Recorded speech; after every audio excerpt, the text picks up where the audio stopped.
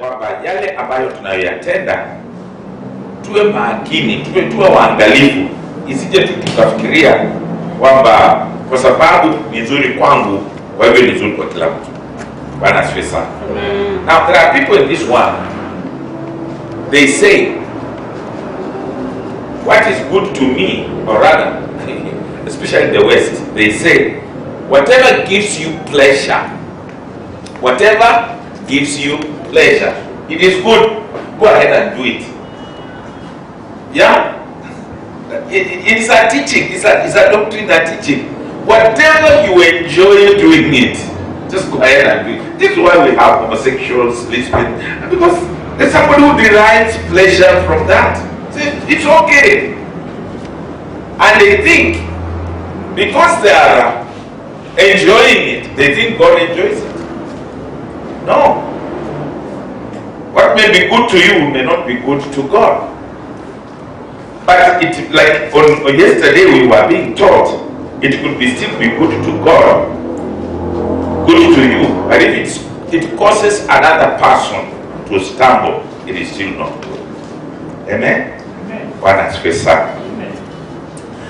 I want us to look at, not in very details. This one I've just simplified it so much.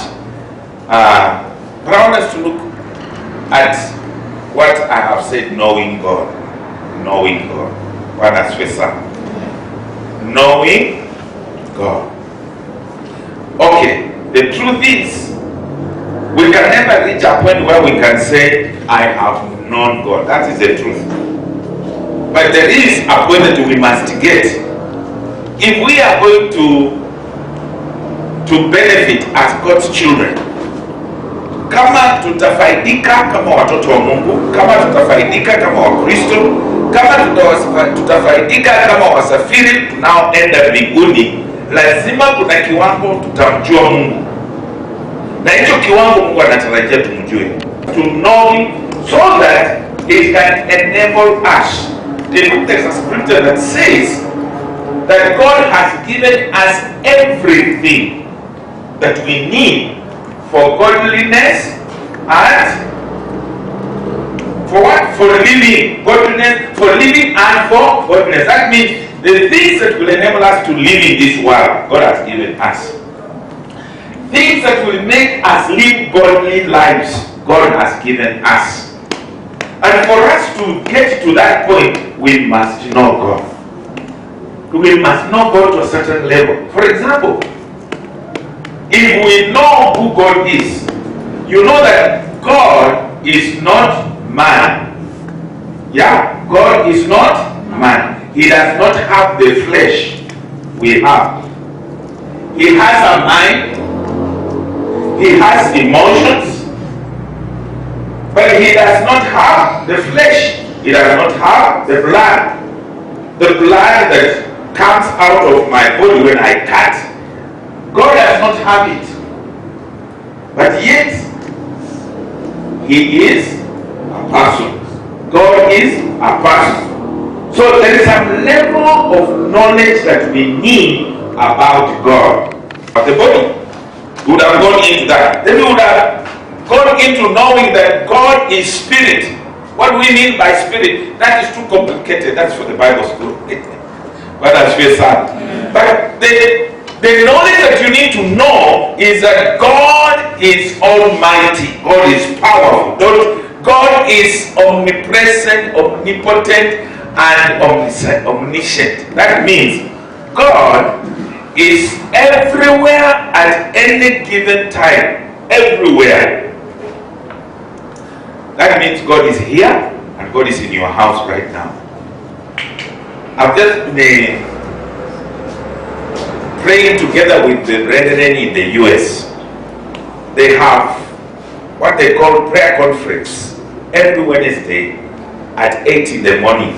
When I was there, we were praying together.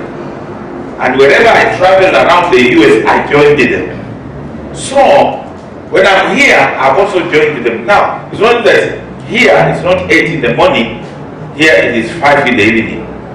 So, from 5 to 6, I joined them to pray. So in America, they are praying to a God who is present in America. And here I'm praying to a God who is present here. In India, there are people who are praying to God who is present in India, in Russia, in Greenland, all the way, Alaska, in South Africa. God is everywhere at any given time. I know one may want to ask me a question. Why do you want us to come here to pray? Why don't we pray in our houses? Because God is everywhere. I don't believe there is somebody who can ask that question. But if you are there, let me see.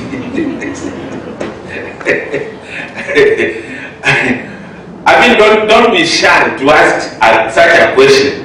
If you really genuinely want to know, don't be. I believe that there's nobody who can ask me, why should I come here? Of course, we can explain to you. But the thing is, when we come together, there is a purpose for us to come together. For example, in a meeting like this one, we are coming together so that we can learn together the Word of God. What has been said? There is a purpose. There is that corporate prayers. There is a place that God wants to hear us as a nation. He wants to hear Kenyans praying. God wants to hear Kenyans praying. He said, if my people who are called by name will humble themselves and pray. He did not say if my person is people. He wants to hear people praying. If Kenyans will not pray, Kenyans will go to the dogs. And thank God that Kenyans prayed during the elections. Kenyans prayed and God had them. Kenyans praying. When you read it in Genesis 18, is it 18? Yes. The Bible says, and God, when he called Moses, he said, I have heard the cry of my people, Israel. I have seen their affliction. He looked and he saw a nation. Among those people, there are very wicked people that God cannot listen to on their own. In Kenya, there are people that God does not hear them. Even if they cried hard, cut their bodies with stones or with knives, He cannot hear. But when all Kenyans together pray, and Him also praying in there, God will hear. So there is a place for corporate prayer and there is a place for an individual's prayer. You need to go to God as a person. Open your heart to God. Cry to Him as an individual. You as a person. There is a place for a family. That's why we talk about family altars. When the family comes together, I told you that a plague or a writing or a photo. It was framed it was in our house for many years. As long as I have known, it was there. The family that prays together stays together. There were two of them. Another one that said that is it Christ is a silent listener. I saw them when I was young, and I think you came and found it in the house. This one is a baby to me. But he came and found it there. And is it still there? I'm not sure. But so there is a place for the family. A place for the family. So whenever you come to God, there is everything. So we are saying God is everywhere. That is a knowledge that you must have. God is everywhere. It's important for us to know this, so that you don't find yourself in prison and you say, God, you are not here. I can't pray because if God was there, I wouldn't be here. No, even in prison, God is there. In the sky, we were flying around. 360 something thousand feet in the air. Even there, God is there. There are people who go down into the ocean, another so many, actually our meters don't even fit. Down there, God is there. David writes and says, even if I borrowed the powerful wings of the eagle and went to the uttermost parts of the earth, I will still find you there. It is important for you to know that is God. He is everywhere at any given time. Why do people say come and be in the presence of God? Yeah, God chooses a specific place where the concentration of His glory comes and rests. In the olden days, in the Old Testament, they used to have what we call the Ark of the Covenant. And the Ark of the Covenant was a box. Inside there were the 10 Commandments. There was the shewbread, the one that is offered a sacrifice to God. And there is, what else is inside there? Aaron's rod. No, not inside, but there are elements that are inside there. But what is prominent is that the 10 Commandments and the bread that is offered to God as incense, the bread. And on top, there used to be what they call the cherubims. There are 2 cherubims. And then there is a place in between. There is one standing this way, another one standing this way. And at the center of it, there was a kind of a seat, a place that is kept there. It is the holy place. And there used to be a cloud hanging there. It was not put there by man.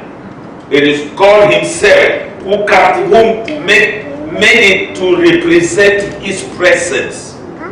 So that is where it was placed in the temple. And people would go there to worship. It was placed in the Holy of Holies. By the way, this thing I'm explaining, I didn't prepare. What I prepare, I'm not touching because sometimes I just want to go the way the Spirit leads me. So this presence is called where the presence appears is called the mercy seat of God. The mercy seat. Now this is usually kept in the temple, the Holy of Holies, before the days of Jesus Christ. So in the Holy of Holies, that's where the concentration of the glory of God is. Nobody was allowed to enter in the Holy of Holies because it is like you are coming to God literally. Literally you are coming to God. There was only one person who was allowed to enter in this place where this was placed, and that is the high priest. And not every high priest. It is somebody who was ordained, who was actually selected to offer sacrifice. And he had to prepare himself, sacrifice, wash himself, purify himself first before he goes there. Because if he went there with any sin, he will not come back. He will not come out of that place alive. So whenever he went there, they tied a rope on his legs, so that when he got, and he had also the bell on his ropes, so that as he moves around, the bell rings, indicating that he's still alive. But at any moment the bell was quiet, no movement, it meant this man has died. Nobody was allowed to go there. And it was not built by stone so that there's just a door. No, it was partitioned by curtains. So that if he died, all they did was to pull him out.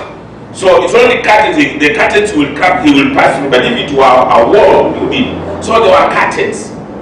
So nobody was allowed.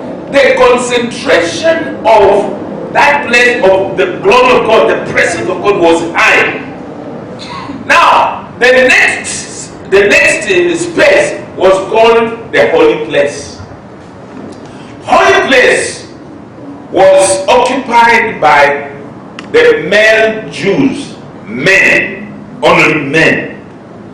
Yeah, the men. That's where they will come and worship. Then there is the outer court where the women Jews. Women Jews outside their outer court. That's not even worse. Again, that outside the outer court, they were the Gentiles. Now, I think God was maybe bringing me to let you know how actually what Christ did for us. Yes. Gentiles were outside. They were not even together with the women, the Gentile women. They were outside there. And right now, where we are as Gentiles, we are in the Holy of Holies. Yes. That's what Jesus did. Praise the Lord. Amen. That's why Jesus, when he died, the Bible says that in the temple, the curtains were torn apart. And what was hidden from everybody else was exposed. So that you and me can now go into the presence of God directly. We can actually be in the Shekinah glory. Shekinah glory of God. You can bring Shekinah glory in your house. You can bring Shekinah glory in your closet. That is the very presence of God. Hallelujah. Amen. So what we are saying is this: as much as God is everywhere, there is a place he chooses, and he makes that place where he can meet with his person, his people. And it is a concentrated place. That's where you find the Shekinah glory of God. All churches are not the same. All churches are not the same. In fact, I want us to upgrade our church here because I want us to see more glory, more presence of God in this place. When God is here in a more concentrated way, there is nobody who will walk in here and save and walk out and save. There's nobody who will walk in here sick and walk out still sick. The demons, not the demons, the devil worshippers who keep coming in churches, there is a level that they cannot dare come. Why? It is because of the presence of God. Hallelujah. Amen. It's because of the presence of God. The presence of God is high. So as much as he's everywhere, there is a place he chooses to reveal himself more. Amen. There is a place he chooses to reveal himself more, and therefore there are more miracles. There's more power that is demonstrated than just everywhere. Hallelujah. Yeah. You don't just, okay, in the estates and everywhere, God can use anybody to do anything. But when you come to church, you feel it's different, isn't it? You feel there's some difference. It's because God has chosen this place. In the olden days, God would actually lead the Levites, the priests. He would direct them where they would erect. There was a specific place where they would erect the temple. And when they erect the temple, that is where they build the altar. And the altar, the place where God's presence will be. And therefore, many things would happen in that place. Something else that I want us to know, then that's the direction God wants us to go, which is not what I had put down, is when we talk of God being omnipotent. God being omnipotent. This means that God is all powerful. God is all powerful.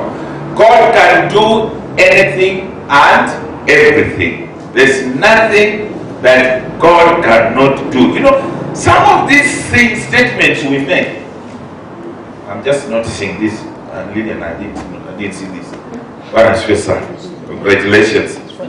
Ladies, great. Now, some of these questions and some of these things we say, there are people who are, it's not just one person, many people, including me sometimes. When we say that God is able to do anything and everything, He is all powerful. Because kuna issues in your life, they happen, you pray to God and you fast and you do everything that you know how to do as a believer, and still the problem is not solved. You don't get an answer. So what do you mean by God is all powerful? What do you mean by God is able to do everything? We say that with God all things are possible. There is nothing that is impossible with God. But yet the Bible tells us that God is omnipotent. You see, whether we like it or not, there are moments we ask ourselves questions. Especially when you believe God. When we say by faith all things are possible, and you exercise all the faith that you feel you have, and it doesn't come. Does your problem not being solved mean God is unable? God is defeated? No. You see, God does things according to His purposes and His will. There are two things that are very critical to God: His will and His purpose. Very, very critical things. There are things that actually you want them this way and they happen this way. And you wonder whether God is with you or not. The thing you need to seek God to know is this your will? What I decide, is this your will? That's what you need to seek. And when you pray, God will reveal to you. Number two, if it is not, or rather, if that's what you want God to do for you, does it serve God's purposes? Will it bring the purposes of God? Will it fulfill God's purposes? Will it accomplish what God wants? Now, if it fulfills the purposes of God, and if it is the will of God, there is one thing that will come to God, and that is it will bring glory to God. It will bring glory to God. If something, however good it is, and will not bring glory to God, then that one, two things are sure about it. It's not the will of God, and it does not serve the purposes of God. Now, there are two types of God's will. There are two types of God's will. The first will is the perfect will of God. The perfect will of God, there is no debate about it. God does not question. If what you are asking God, if what you are desiring from God is within His perfect will, there is no question about it. He will release the answer. What only matters is, what time am I releasing the answer? Again, the timing is God's prerogative. It is not us to determine. Jesus was telling the disciples, it is not to you to know the times and seasons. It is in the hands of God.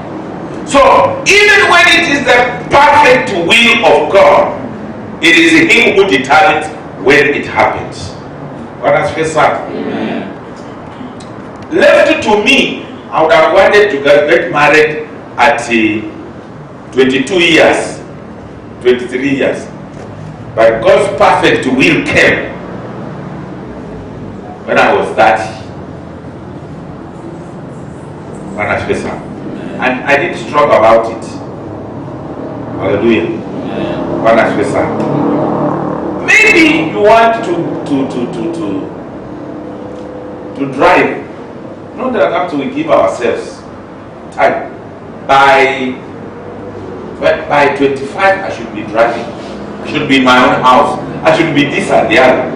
I should have started my own business.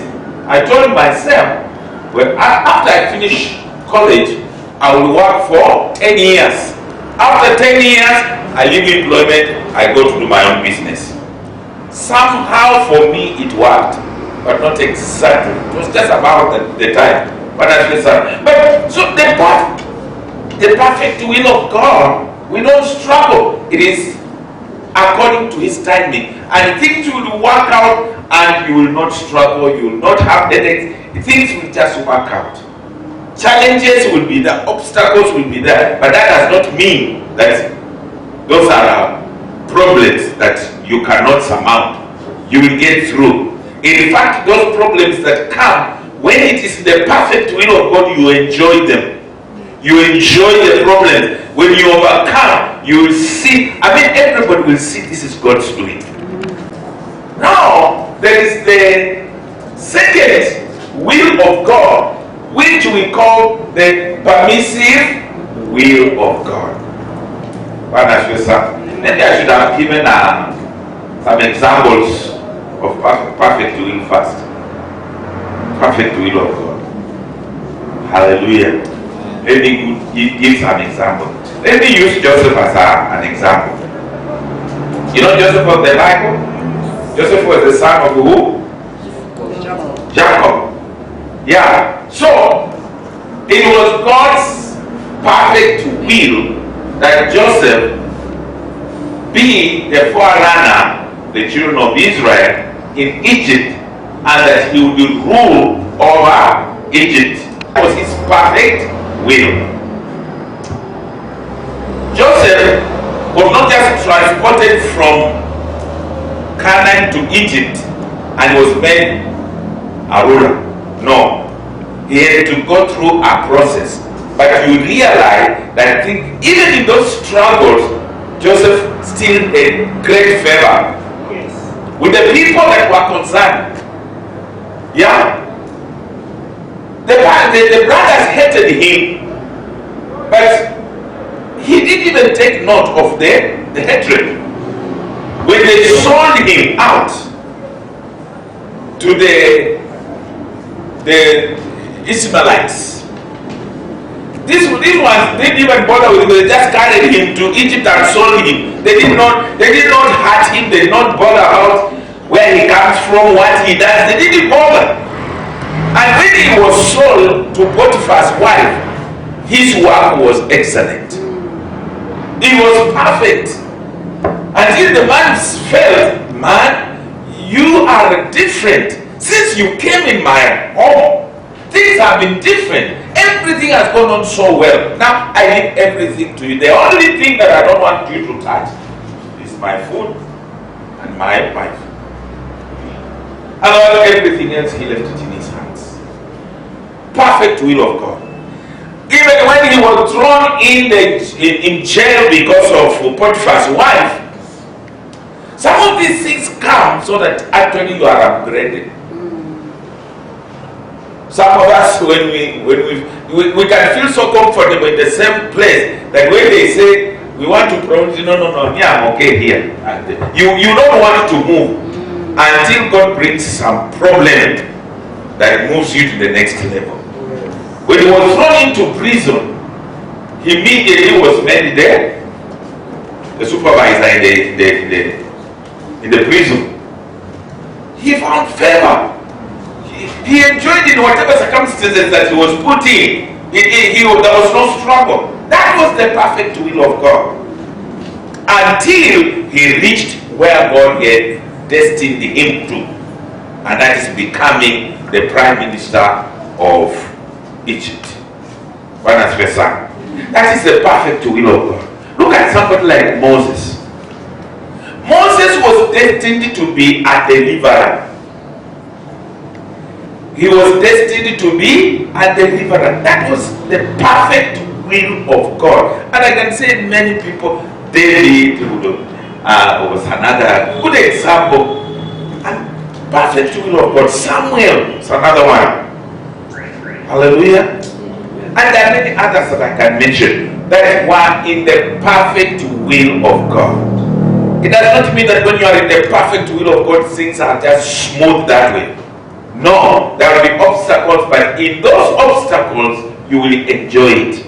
You will see the hand of God, and you will appreciate God. Praise the Lord. Now, when it comes to the permissive will, the next one is the permissive will of God. The permissive will of God. Now, the permissive will of God, and this is where people always make a big mistake, especially when it comes to politics and maybe marriage and many other places. The permissive will of God is this. God tells you, this is not my will for you, but you insist, God, I know this man is good, I love him so much. You see, look at the way he's so well educated, he's so well built, he's tall, black or brown, whatever, and you tell God, this is the man I want. If you don't give me this one, I'm not getting married. And as we say, you will see God tells you, no, this is not my will for you. Daughter, son, this is not my will for this lady, is not my will for you. You say, no, if I can't get this one, I don't have any other wife. So you insist. You go fasting. You go praying. Sometimes you fake prophecies. Oh, that says the Lord, brother, so and so is going to be husband to sister so and so. You fake prophecies. And you insist until God says, this one, I'm not convincing him or her. So he says, okay, you want him? Fine, there he is. God gives you not because he wants to give you, yes, but because you have insisted. It is you who wants, and because as a father, he does not want to impose things on you. He lets you to have him or her. And as for son, he lets you have that job. He lets you have that politician. But then, the consequences, there is not that smooth sailing like what we have seen in the perfect will. There will be challenges, and those challenges will bring out tears. It will bring out pain. It will bring out what you would call, I wish I knew. I wish I listened to so and so. And you see, when God speaks, he uses men and women to speak to you. My sister, this man, I don't think, in my spirit, in Royal Mekata, like in one of he's the one. You know, like some of us when we were getting married, we would say, I gave God conditions. He must be this, she must be this, and God fulfilled all these conditions. But it's the same God who is saying no. You say no. I told God. I told God this, and it happened. And yet God is telling you no.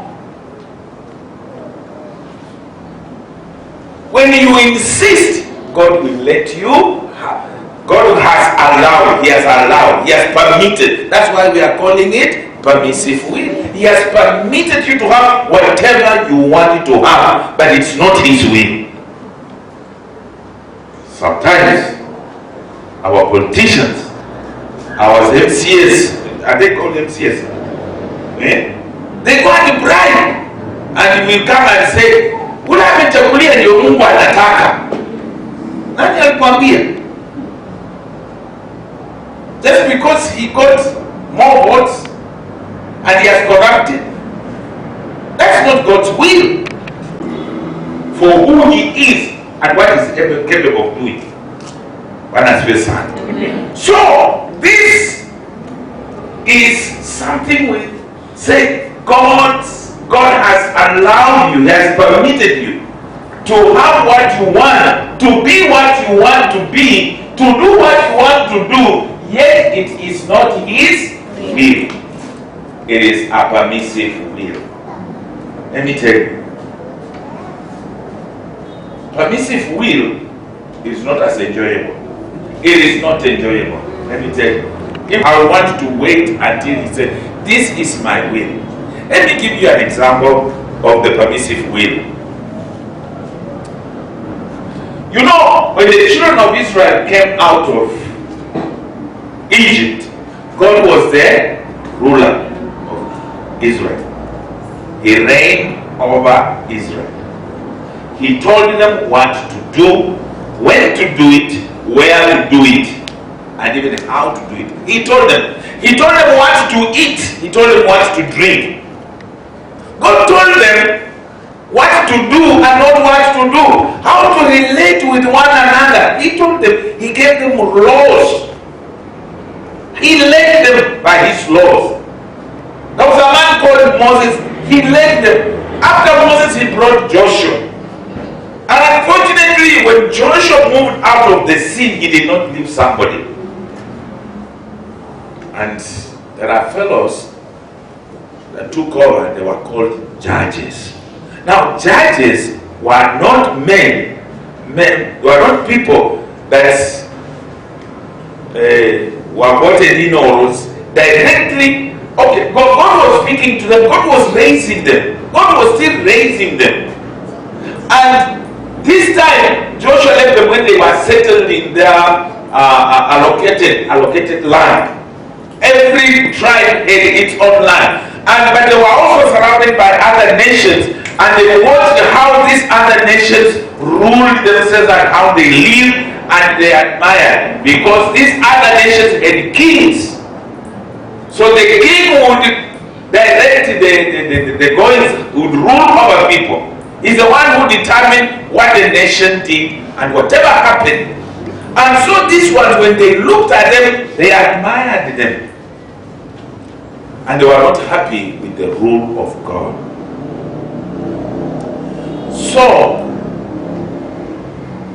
when Samuel came on, who was the last judge, Samuel operated in 3 offices. He was the last judge. He was also the prophet. And he was also the ruler in place of a king. But he wasn't a king. He was a prophet,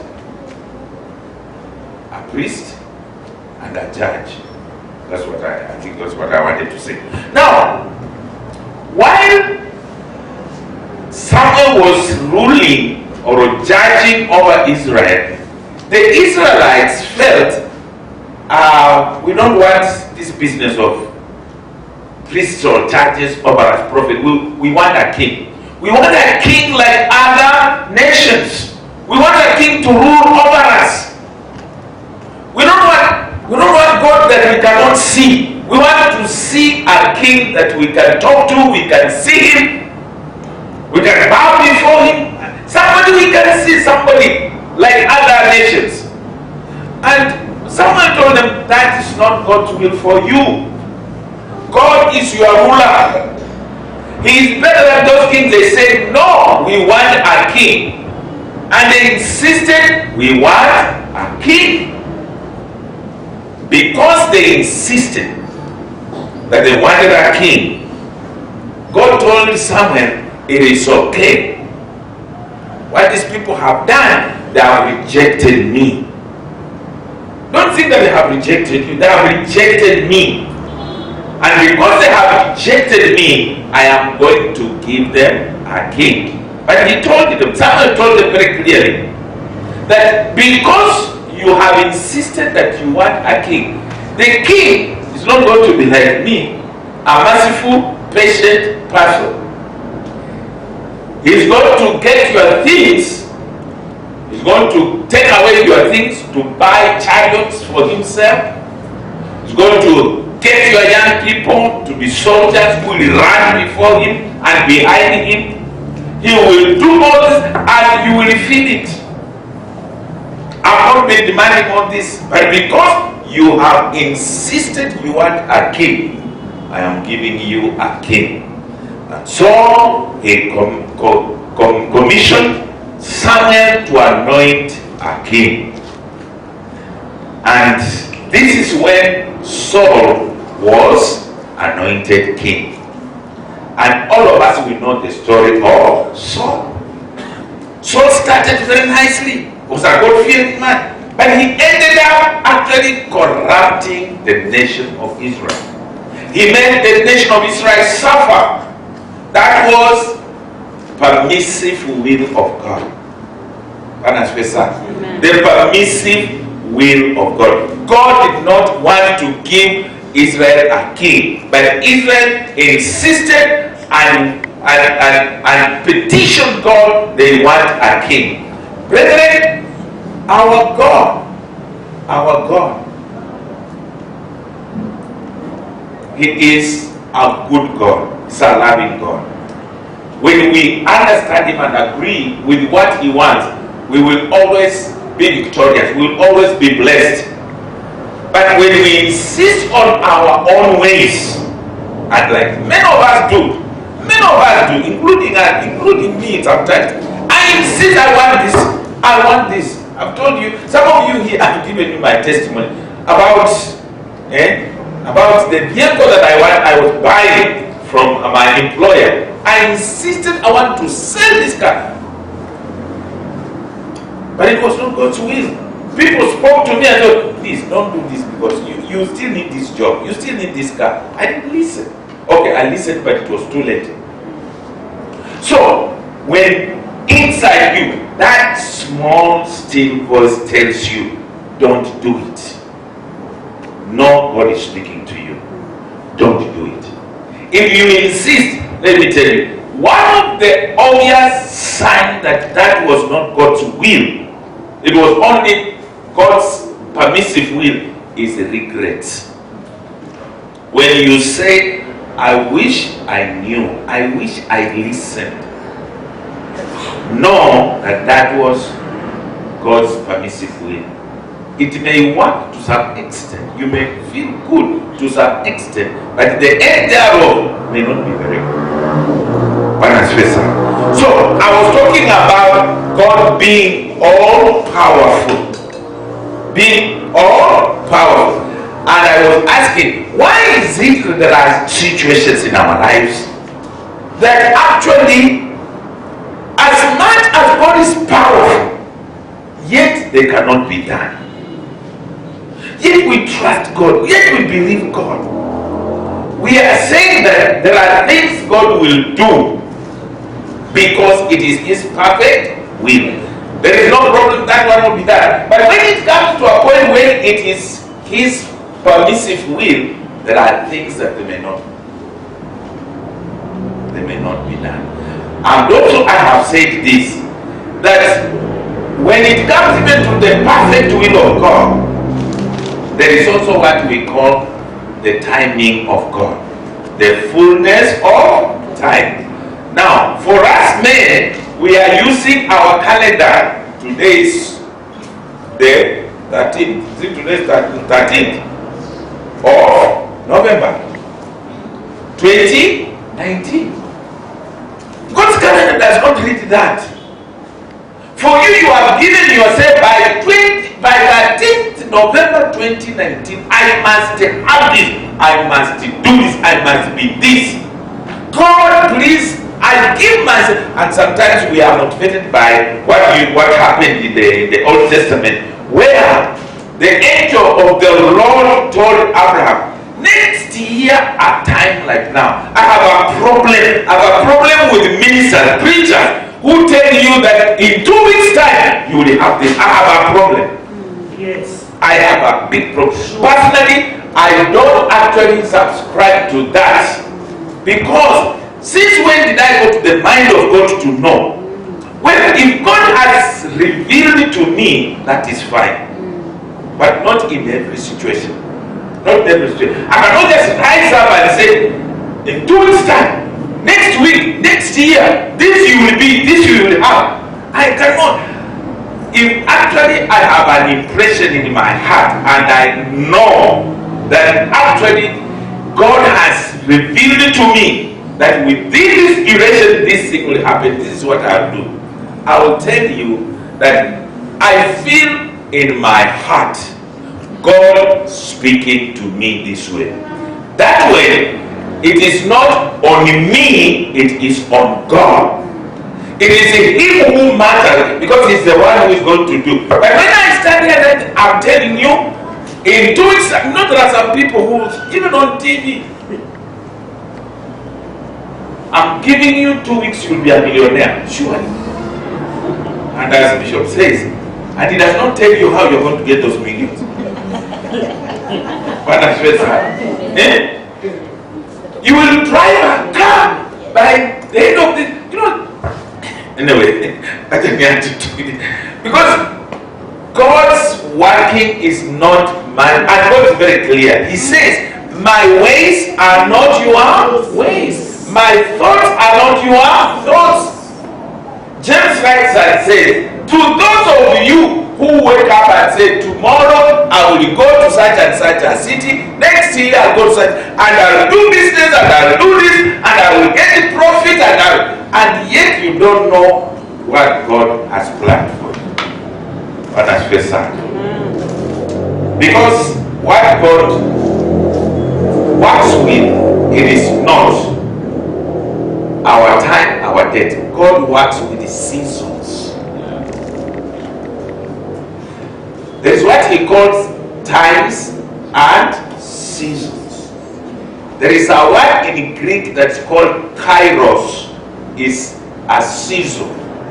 It is a specific time, and it does not mean 1st January to 31st December, or 1st June to 31st March the following year. No, it is a period that is covered continuously. It may cross over months, it may cross over years, it may cross over seasons. That's what we call kairos. And it's God who determines what happens when. His time is in the fullness of time. In the fullness of time. And then, which is the other word that represents the fullness of time, at the appointed time. Yeah, at the appointed time. Even, listen to this. He says, at the appointed time, then this will happen. He says that when, at the appointed time, he gave his son. At the appointed time, at the fullness of time, he gave his son. It is not the day. By the way, let me tell you, up to now, as I'm speaking, nobody knows the exact date Jesus was born. Nobody. Even doctors in theology, they don't know. We estimate that Jesus could have been born 4 BC. Before they started counting 1, 2, 3, 4. You know that they used to count 1,999 coming down. So before it got to 0, ndio tuanze kuhesabu moja kwenda, some may think that Jesus was born 4 years before the 0. As I said, he was born 0. That's why they started to count it. Nobody exactly knows. But yet it says, at the appointed time, or the fullness of time, God sent his son. And that's how God works with us. So when things don't work in your life, it does not mean that God is defeated. Two things. It is not his perfect will. He's waiting for the fullness of time. He may also tell you, it is my will for you to have it, but you will not have it now. Yeah. Or he says, this is not good for you. It is my will, but it's not good for you. So that is why some things don't happen. Yet we say with God all things are possible. Let me finish by quickly talking about what? Omniscience. Omniscience is knowing everything. I think that's a simple one, isn't it? That's simple. God knows everything. If you want to know more, please go and read Psalm 139. Yeah? God knows everything. We say God knows the beginning from the end. When he starts at the end, then he knows the beginning. And then he starts at the beginning, he knows the end. Anything in between here, he knows it. And who knows the end? Nobody knows the end. So God knows everything. Before you were formed in your mother's womb, God knew you so. Now, if your mother confesses the same, before I was formed in my mother's womb, God knew me. Then your great grandmother, before she was formed in her mother's womb, God knew her. Then who are you? So he knew you so much long before you are even, nobody could even ever imagine. Yes. Exams. Oh, Psalm 139, sorry. Psalm 139. So what we are saying is that God knows everything. I think it is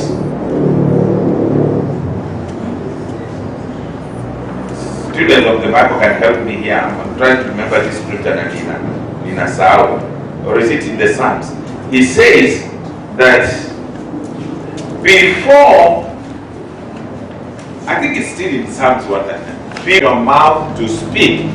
He already knows what you are going to say. And before you speak it out, he has already answered.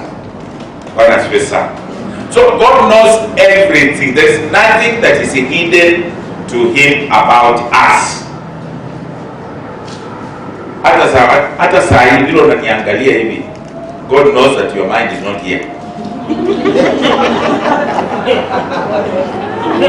Nata kwa umeniangalia wewe bado utapiga hesabu nyumbani utakula nini? Ama kazini sasa kesho sijui job utapata namna gani. Na huko hapa tu God knows. But he also knows if you are really taking it in. And if you are taking it in, he adds some more. He adds some more. What has first us? Let me tell you, if you are here and you receive, God will always add. Will always add. That's why I can speak like I am speaking. Somebody leaves this place with 12 full cups of notes, while somebody has written 2 lines. The whole one have spoken here. What has first us? So God knows everything. He knows everything. What has first us? Now, is it not the beginning because I've not touched anything here? I've not touched anything here. Yes. We did omnipresent. That's what we needed to know. Yeah. Usually we talk about omnipresent, omniscient, omnipotent, but there is another one that is very, very important that we need to know. Remember, we are talking about knowing God. There is what we say, we call God is eternal. Not internal. God is eternal. That means God has no beginning and he has no end. That's the simplest definition of eternal. He has no beginning and he has no end. He is everlasting. That's another cheap way of explaining. He is everlasting. Yeah? From everlasting to everlasting. From eternity to eternity. He is, nobody knows his beginning, and we will have no end with him, so he has no end. He is eternal. So that's what you need to know. The importance of knowing these things is for you to know, one, because God is all powerful, nobody can threaten you when you are with him. I remember giving a story here with the mouse and the elephant. And then the other one was with the cat and the woman. One has first son. When you know that God is all powerful, not even the devil, not even demons, not even witch doctors can threaten you. When you know that God knows everything, then you know that there is nowhere you can hide to commit sin and think that you are safe. He's everywhere. He sees everything. And when we know that God knows everything, we cannot pretend that I committed sin in secret so nobody knows. God knows. Yeah, me, I may not know. Your wife, your mother, your father, your brother may not know, but God knows. When you know that God is eternal, then you have hope. It gives us hope that when life here ends, we will be with him. Yes. Amen? Amen? That is the importance of knowing God. Hallelujah. Wacha niwaambie tu ukweli. Hii tumefundishwa leo ni Mungu tu ndiye ameleta, kwa sababu sisi kupata kusudia hii. I try to do something else. So you receive it. That the Lord wanted you to know this. Maybe there are people here who really did not know about this. And they have been walking around fearing, oh, the devil will catch me, the devil will... It's like you are walking around looking, the devil seeing you and you are dodging. You don't dodge the devil, just face him, face on. Jesus, John writes and says, resist the devil. Is it James or is it Peter? Yes. Resist them, the devil, and he will flee from you. He's not... Okay, let me say this. In your own power and capacity, you are not a match to the devil. He will floor you many times. But in God, who is all powerful, he is nothing. So please, let's know that and walk in that confidence, knowing that we are God's children. He's on our side, and when He's on our side, there is nobody who can be against us. Amen. Any question?